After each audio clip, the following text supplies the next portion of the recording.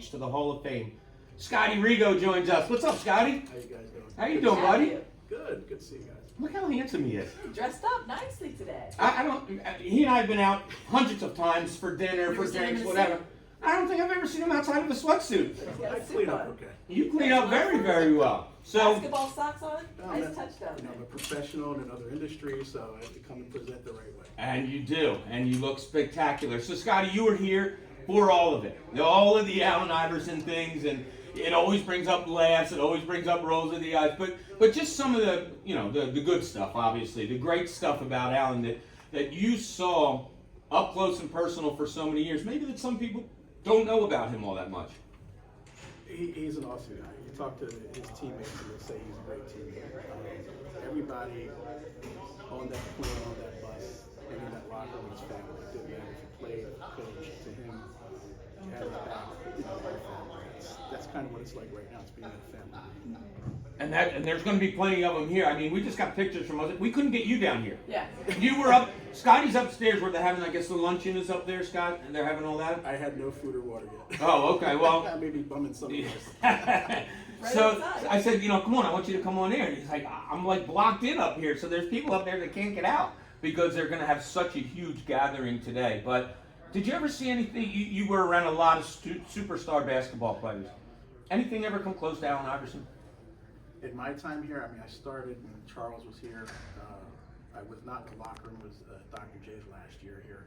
So nothing like that. And he's a cultural icon. You would pull up to a hotel in Seattle at 3 o'clock in the morning because you got in from somewhere else, and there'd be a line of kids and adults waiting to just get a glimpse of him, let alone a signature. Yeah. We called him the fifth Beatle. And his playing career. I reference this all the time, Scotty, about you, and you're the one that said it to me, about Larry Brown being the maestro and watching a game for a couple of minutes and then being like, I got it. And there he went. He grabbed his baton and he orchestrated how the team was going to play that day. You sat on the floor for a lot of your career, right on the floor near the bench a lot of your career. Were you mesmerized by Iverson? Like, what was it like watching him night in and night out? I would sometimes say, I have the best seat in the house and I'm getting paid to watch this, to be a part of it. There's no other feeling like it. But you're in it, you have to have your head in the game just in case something happens. I remember one time in Detroit, he's at the free throw line, he just kind of gave me a look and he pointed, I'm going to show you, he pointed to his sneaker. He and I made the eye contact, he pointed down, no one knew what was going on, but he and I. Darted back to the locker room, came back out, next time out, new pair of sneakers. How did you know that? Like, you have to be in tune. So you can't get too caught up into it. You have to be focused, but you also need to realize to be present in the moment as well. Now, Aaron McKee is going to be here today. Also, we're hoping to grab him on air. We were there together when Allen retired and talked about Aaron McKee so glowingly.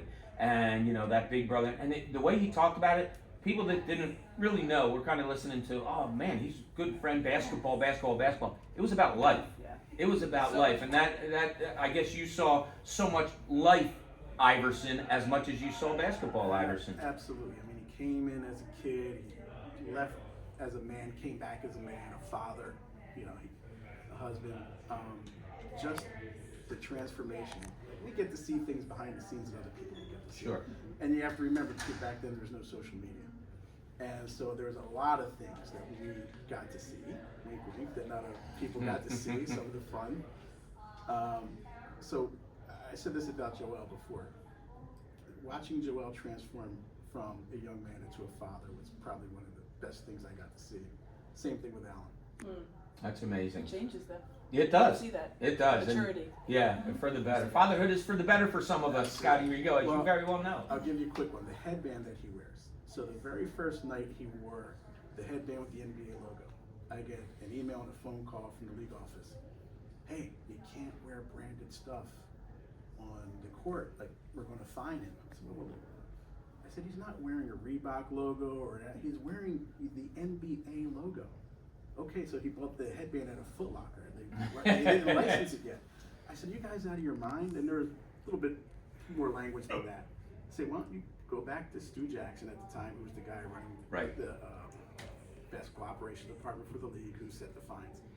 Why don't you go talk to Stu and let him know, like, he's promoting the league. Mm-hmm. They came back and they said, not only are we not going to find him, we're going to put it on our website as the photo of the day.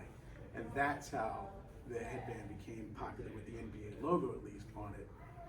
You talk about iconic. We talked about the braids. We talked about the clothes, The baggy, all yeah. of that. Like he was him, and he wasn't going to change. And that was life. That was basketball. That was everything. And as you said, I think the most endearing thing about Allen Iverson to me is that he is that way with people that he's close to. Absolutely.